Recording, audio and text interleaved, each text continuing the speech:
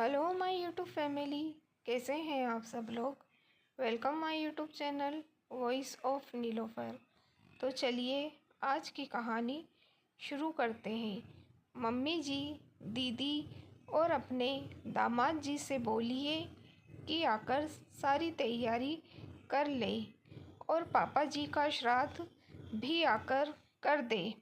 सरला, बहू सुन, 3 दिनों के बाद तेरे ससुर जी का श्राद्ध का तिथि है।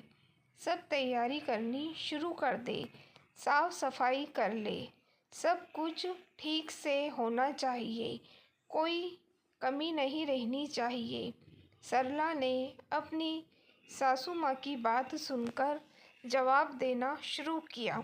मम्मी जी, रेणु दीदी और अपने दामाद जी से बोलिए कि आकर सारी तैयारी कर ले और पापा जी का श्राद्ध भी आकर कर दे। यह सुनकर सासू माँ बहुत तेज गुस्सा हो गई और बोली, सरला, तेरी हिम्मत कैसे हुई ऐसी बकवास करने की। रेणु और दामाद जी क्यों तेरे ससुर जी का श्राद्ध करेंगे। यह तेरी और तेरे पति यानी कि मेरे बेटे की जिम्मेदारी है, ना कि बेटी और दामाद की। समाज के कुछ नियम कानून होते हैं। बेटियां शादी के बाद पराई हो जाती है और अपने ससुराल के रीति रिवाज और जिम्मेदारियां निभाती है।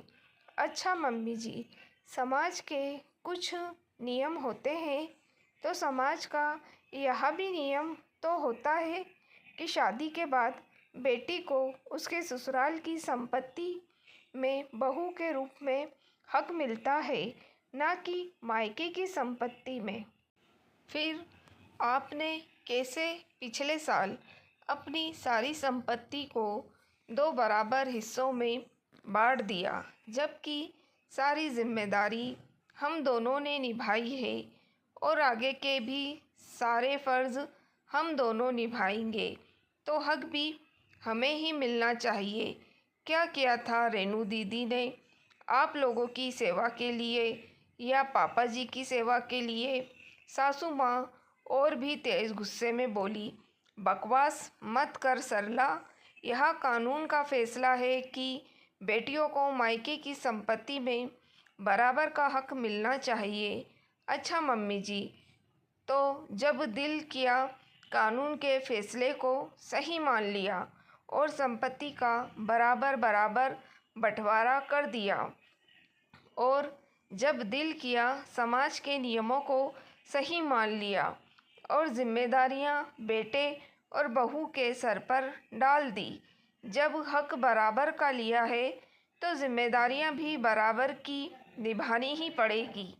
मैंने अपने मायके में कोई हिस्सा बंटवारा नहीं करवाया और ना ही कुछ लिया है, तो मैं जब भी मायके जाऊंगी मेरे भाई भाभी मुझे पलकों पर बिठाकर मेरी आओ भगत करेंगे, क्योंकि मैं उनके लिए उनकी बहन हूँ, ना कि पाटीदार।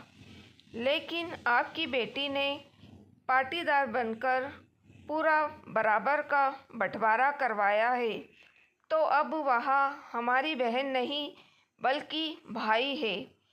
तो जब हक बराबर का लिया है तो जिम्मेदारियां भी बराबर का निभा ले। और हाँ, पापा जी जब बीमार थे और अस्पताल में भर्ती थे ना, उस वक्त अस्पताल का सारा बिल हमने अकेले भरा था।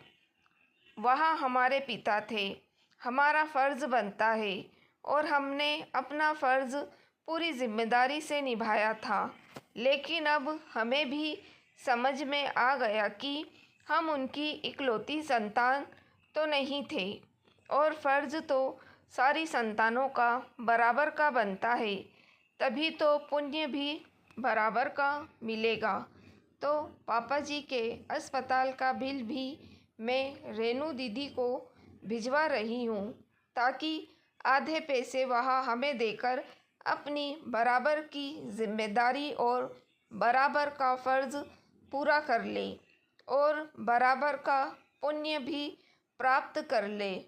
पापा जी का श्राद्ध पापा जी के गुजरने के बाद से लगातार मैं और आपका बेटा कर रहे हैं, लेकिन अब सारा धर्म कर्म हम तो नहीं करेंगे।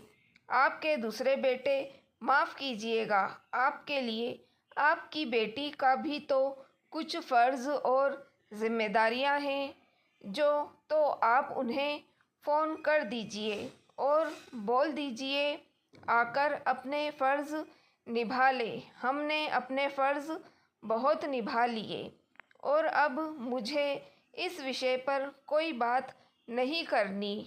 और हाँ, जब आपकी बेटी हमारे लिए हमारा भाई आए तो उससे यह भी कह दीजिएगा कि इस घर का आधा हिस्सा जो उन्होंने ताला मार कर रखा है उसे खोलकर साफ सफाई कर ले, अपने रहने खाने का इंतज़ाम उसमें कर ले।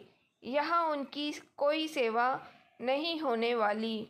और हाँ, अगले महीने जो आप अपने आँखों के मोतियाबिंद का ऑपरेशन करवाने वाली हैं, उसके लिए अपने दूसरे बेटे बहू यानी कि आपकी बेटी और दामाद उनको पहले ही बता दीजिएगा, ताकि उस वक्त वह लोग यहाँ आकर आपकी सेवा कर सकें।